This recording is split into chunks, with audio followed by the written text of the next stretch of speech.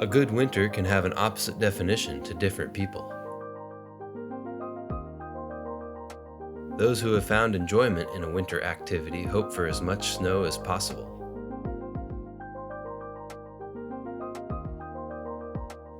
Winter of 23 has started out not so good for snow lovers, and a lack of snow can cause many other problems.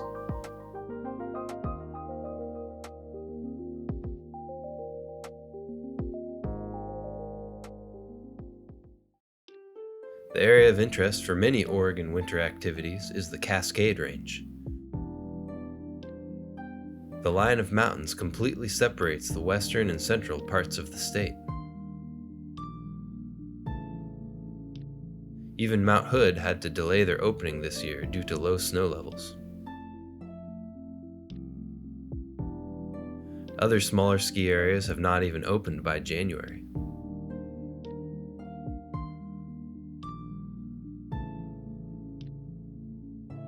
Most of the Oregon Cascades are not accessible in winter due to snow-covered roads.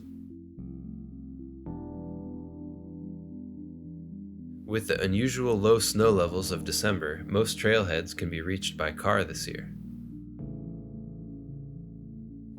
A lot of people are taking advantage of that special access while their usual snow activities are delayed.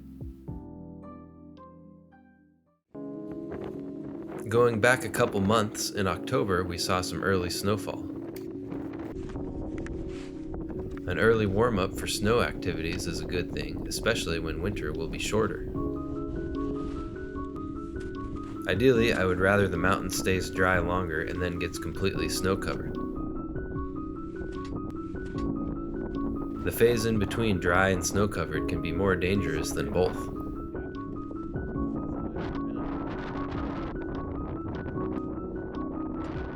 It was a good start for the snow year, but statistically we knew it would be a drier year overall. While Oregon had a couple good snowfalls, some warmth and rain easily melted it away. Kinda like my channel when I don't upload a video for half a year.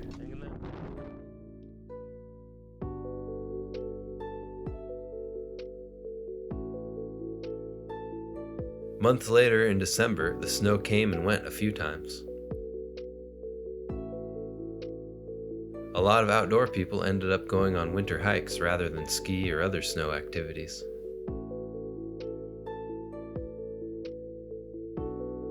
The extra low snow level at the end of the year is the lowest seen in decades.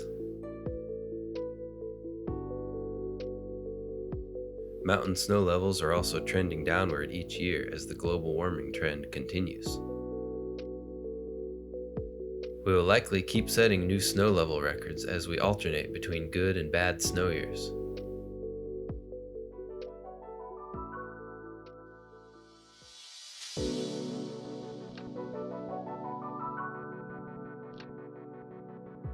While the planet is slowly warming, temperatures vary up and down each year.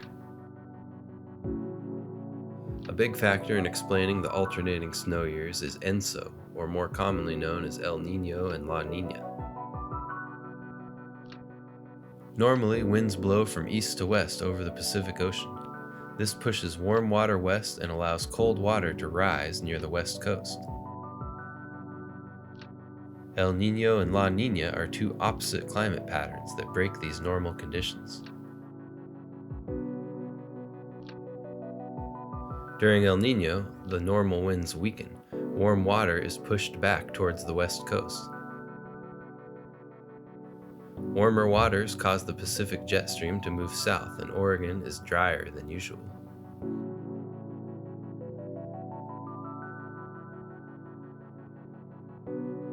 La Nina is the opposite of El Nino and strengthens the usual Pacific winds. Colder ocean water brings us colder temperatures and more moisture.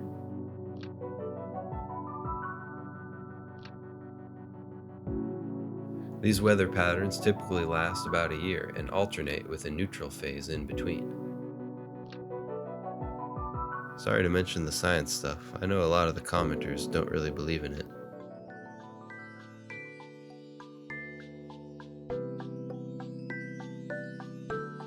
Ski resorts struggle with bad snow years, and especially smaller ones like Hoodoo and Willamette. Willamette Pass was just bought by a big company, and this gives them a rough start. Poor big company. Bigger and more expensive places like Hood and Bachelor get to open a lot sooner with their higher elevations. Skiing and riding has already been inaccessible to lower income, and a falling snow level makes that even worse. Resorts attempt to make up for the snow levels with snowmaking machines, but some warmth and rain melted their efforts. On the bright side, unless something really unusual happens, these resorts will open for just a slightly shorter season than usual.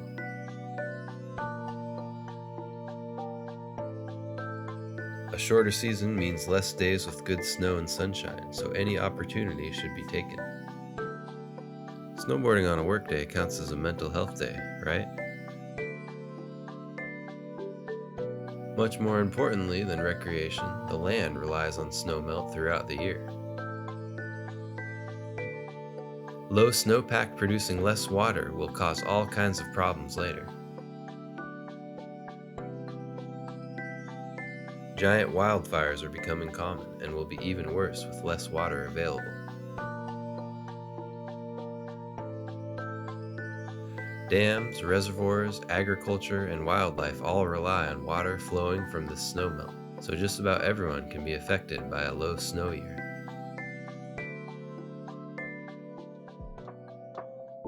As this video is being finished at the beginning of January, it is currently snowing.